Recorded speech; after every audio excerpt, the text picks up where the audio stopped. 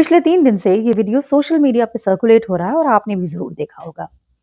Video को धार्मिक angle दे करके वायरल किया जा रहा है, ये कहते हुए कि एक मुस्लिम बच्चा बलून बेच रहा है और एक हिंदू ने उसका बलून फोड़ दिया, जबकि हकीकत ये नहीं है और हकीकत जानकर आपको बड़ा अच्छा लगेगा।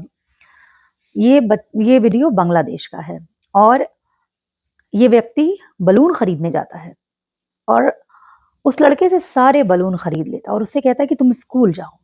उसे पैसा देता है और कहता है कि तुम स्कूल जाओ। जब ये बच्चा स्कूल नहीं जाता है तो गुस्से में उसके सारे बलून फोड़ देता है, सिर्फ उसे स्कूल भेजने के लिए। मतलब इतना प्यारा रीजन और उसे निगेटिविटी के साथ फैलाया जा रहा है।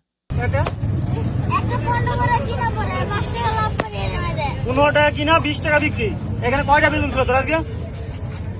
50 টাকা। 50 টাকা। 50 টা বেলুনের দাম কত? 1000 টাকা। তোর আজকে ব্যবসা বন্ধ, তুই আজকে খেলতে যাবি। তোর একটা বেলুনের দাম কত? তাই কর।